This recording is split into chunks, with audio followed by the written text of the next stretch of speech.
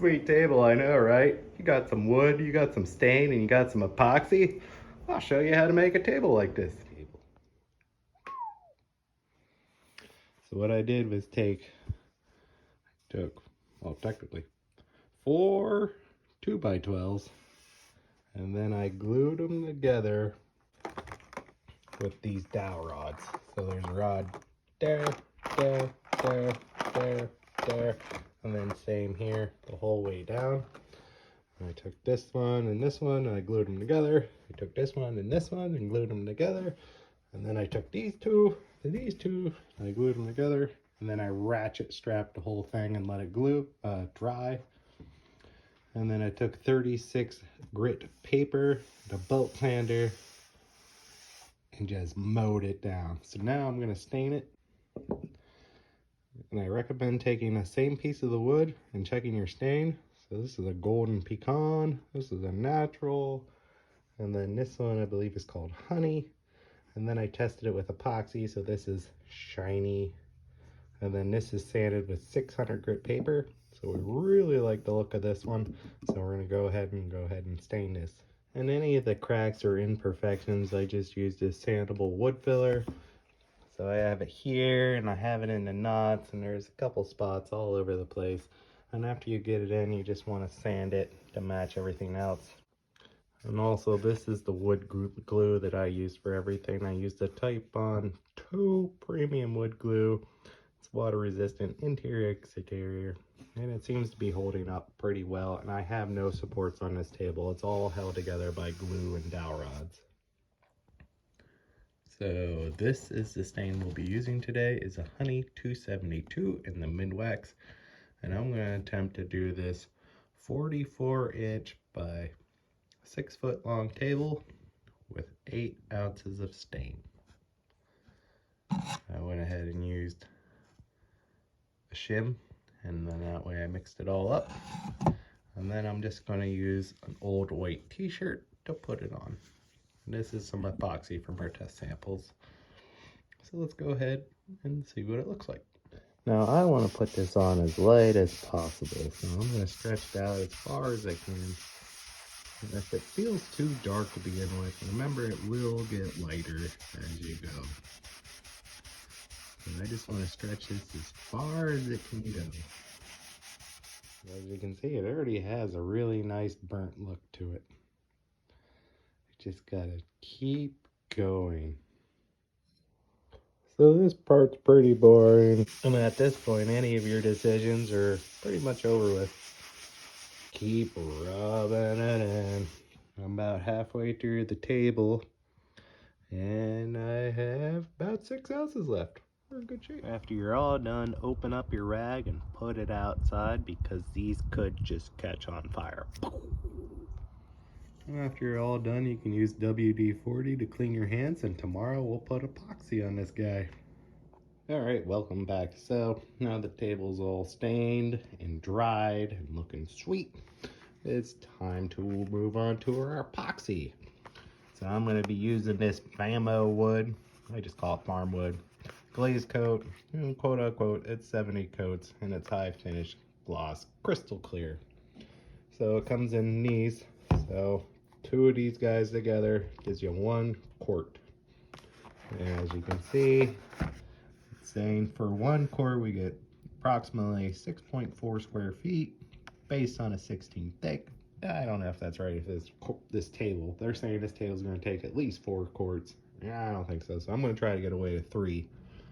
So I'm going to use this to mix 2 quarts in one shot, and then save the other quart to see how I do. You're going to want to use a mixer if you're mixing a lot. You can mix it by hand, but it takes forever.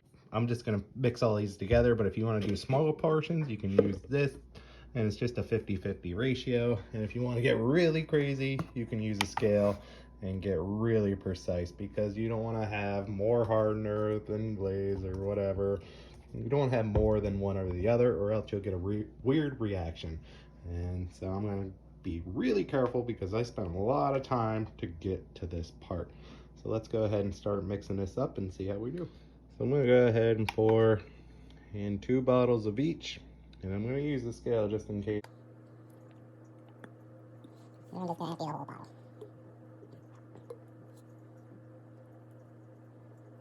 As you can see, according to this, we are just under 1 quart out of 2 bottles. So that's why I wanted to measure it, because I don't have the patience to wait for every drop to come out of these things. And that's a lot thicker. But this says like 60. That's close. I don't know if this scales off or what. Now I got my Bosch baby drill, and I'm gonna go ahead and mix this for a minute or so. You want to mix it as long as you can. You want to scrape the sides too to make sure you get everything.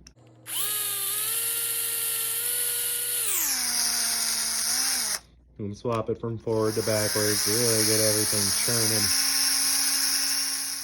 churning. Alright, I mixed it for a good minute or two. The other thing I forgot, you're going to want one of these plastic spreaders.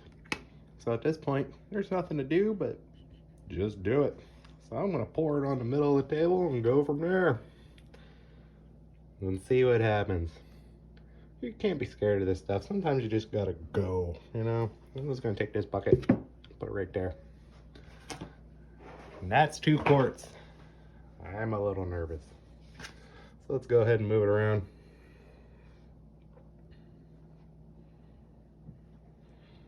You just want to spread it out as much as you can. We'll see if I need to put the 3rd quart on. It's looking like I'm gonna have to put the 3rd quart on.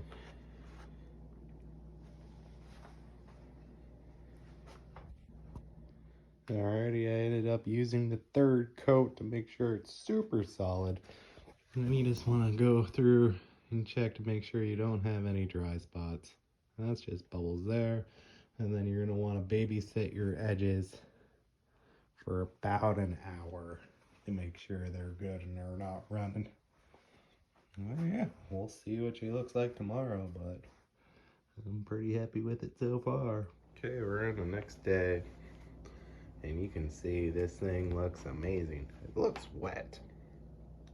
Whoa, but she's dry. So this is one day. You want to give this at least 2-3 days to actually dry. Like, I can touch it, but can't really do much more than that. Now, what's common is the wood grain edge where it soaks up. It soaked up all the sealer. So I went ahead and got a little shot glass and I mixed up some more, and I'm gonna do that. And then I'm gonna sand it in a couple days. All right, technically you could be done at this phase. This looks beautiful.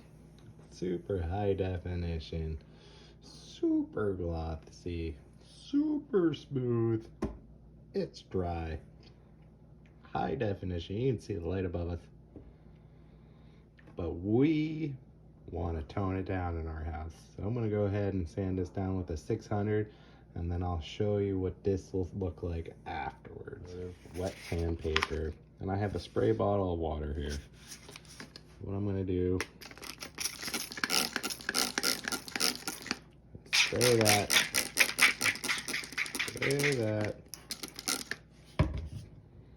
and I'm just trying to take the gloss off. So you'll be able to feel any of the weird areas you have when you do this. And you're just going to want to do circular motions and do this for a couple minutes in each area. Alright, so I went over half of this with the 600. As you can see, it toned it down a little bit. But now we kind of have this bluish look, so we'll see what happens. I know this stuff is famous for getting yellow after a while, but here is before we sanded, and here is after. There's quite a difference in the character. See, we have sandpaper marks all over it. But right here, I took some buffing compound, and this is our finish we're going for. It still feels great. It's nice, but it's not as shiny and poppy as it was. So you can see all the sand marks right there. So we're gonna sand those out. So you can use a rag. The buffing compound I will be using today is the Meguiar's Diamond Cut compound. And this is the 85 grit. And then I'll be using a hand buffer, well, power buff. You can use this with a hand buff, but I'm not gonna do that. So this is what it looks like when it's hand buffed, so you just go over it a couple times. If you really wanna know more about buffing, go ahead and watch my jet ski video. I really get into the detail about it, but today I'm gonna fly through it because this is a long video. Also, this is the pad I'll be using. It's the Meguiar's Professional, and I can't see what that number is. 7,000 cut. It says I junked it because I waxed it, but it's good enough for this table because we're not going for super shiny. We just want it to look not sanded. So when I do this with a power buffer, I pretty much just do a circle and then work it in.